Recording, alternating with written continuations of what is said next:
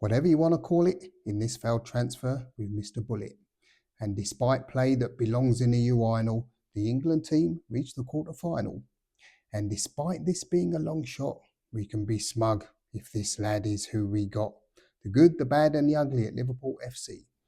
Brought to you by the LFC File in this weekly update number 5. Roll the intro, Jude.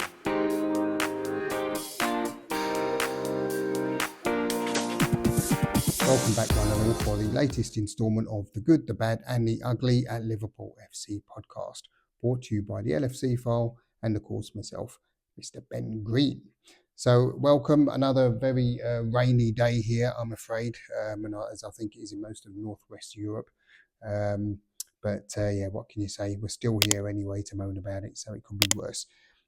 As usual, like, subscribe, press the notification bell and tell your mates and anyone else you know or care to, in order that we can continue to grow this project. So without further ado, let's get on to it with the good. And I'm hoping to wrap this up fairly quickly this week, something I often say but never achieve. But you never know. Let's see. There's always a first. The first one, the good for this week, is going to be the failed transfer of Anthony Gordon from Newcastle. A decent player, a Liverpool player? I'm not sure. I don't think so. I think there are much better options out there who we could probably get for a fair amount less as well. So I'm not convinced with Mr. Gordon. Yes, he is a decent player, but I don't think he's what Liverpool need, especially as we have Luis Diaz. There's Darwin Núñez who can play there. Diogo Jota can play there. So can Cody Gakpo. There's no shortage of left-sided players, or wingers anyway, and attackers at Liverpool at the moment. I would say, if anything, we do need someone on the right. Mo Salah is not getting any younger. We only have young Harvey Elliott there. I guess, Lucho can play there as well, but I would say that is in a bit more of an urgent state of repair rather than the left-hand side. But if Diaz goes, then you never know. It would leave a slot to be filled. And you can see from the Chronicle Live here, they say Liverpool's response after Anthony Gordon transfer bombshell in latest Newcastle FFP twist. So they're obviously trying to get their house in order so they don't get done by the financial fair play regulation, which is fair enough to them. I believe they wanted to take Jarell Quansah in exchange. But I think there's frankly fat chance and no chance of that happening. Mr. Quansah is staying very firmly put, I would say. So moving very swiftly on, we have the bad this week. And it's actually good, but it's still pretty bad as well. And that I'm talking about England's performance against Slovakia, losing an early goal and then huffing and puffing and puffing and huffing, and finally equalising through an acrobatic Jude Bellingham effort, I think, which was in the 85th minute. Absolutely terrible.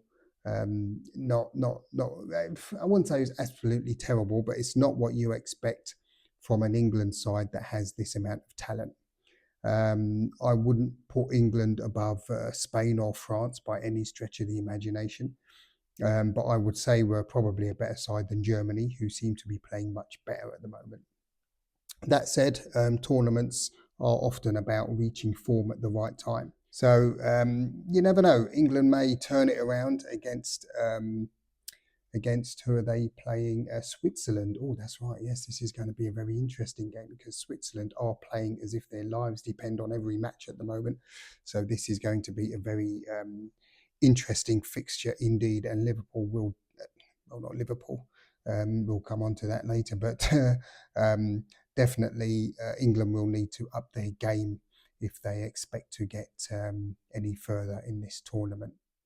My personal take, apart from that, is I think Southgate seems to be afraid of taking any chances. He seems to be very conservative when you consider the talent he has on tap. I would have expected him to have maybe deployed Trent Alexander-Arnold in more of a similar role that he plays for Liverpool rather than just as a six.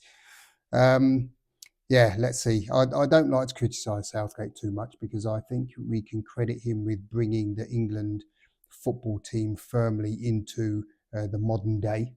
When we look at the likes of Big Sam Allardyce and whoever before him, I can't remember, who weren't playing the most attractive football, let's put it that way. And I think Southgate has restored a bit of pride. We got to the semi-finals in the last tournament. Yeah, we have a lot of work to do.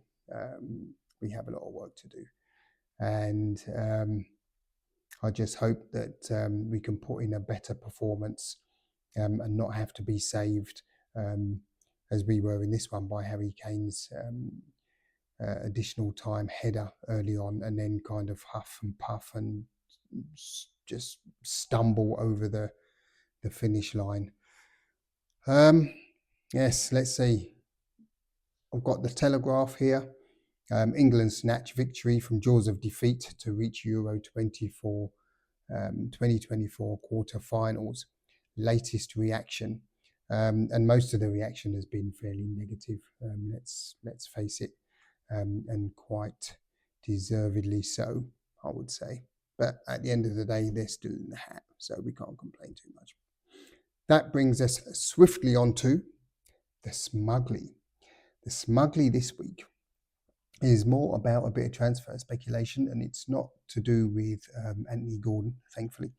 We've done that one. This is about Nico Williams, and I don't mean our previous right fullback. I mean Nico Williams, who is playing for Spain. It's Nico Williams of Atletico Bilbao fame, who apparently has a 46 million quid release clause. And if they're talking about 60 million for Anthony Gordon, I know who I would go for, who has made the biggest impact out of the two in this international tournament. So it's definitely Williams. And in the last Euros, I think he was just beginning to sort of get into the team then. And even then he was quite impressive, but he's definitely made some good strides, I would say, in terms of his overall ability and reading of the game. If he came to Liverpool, definitely something to be smug about. And so before we wrap up, we have our now usual or regular weekly update of the fantasy football team, FC Hakian Saltfish, who are doing pretty well so far, I would say, in the UEFA fantasy football competition. Not that I'm in any league at all, but I think I'm doing pretty well. As you can see, match day 3, not very impressive, 38 points, nothing really to write home about. However, in the round of 16, 80 points, a fairly decent haul, if I say so myself. The main contributors being young Musiala, who chipped in with 18 points there as my captain as well. Bellingham done well, having taken his goal, that's 9 points. And also Mr. Rudiger as well, also got 13 points. So overall, a pretty decent haul, and I'm very happy with that as we head into the quarter-final. So I'm pretty bullish as well for the quarter-final. I think I've got a good team ready, but you'll see that next time. I think it's could be a lot worse. Could be a lot worse. There's one or two people you're going to see that I've got rid of. Pellegrini, obviously, Italy are out. So he's been replaced. Also, I think I might have replaced Mbappe. I can't remember, but you're going to see. You'll see. I think you'll be impressed. And that, ladies and gentlemen, boys and girls, brings us to the end of this week's episode. Thanks very much for stopping by. I think it's been fairly sharpish, actually, less than 10 minutes for sure. So it's much appreciated.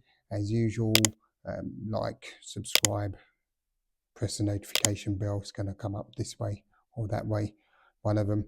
And let's continue to grow. There's been a couple of new subscribers, so thanks very much and welcome.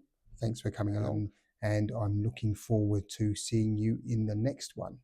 And until then, look after yourselves, look after one another, and peace. Your LFC file.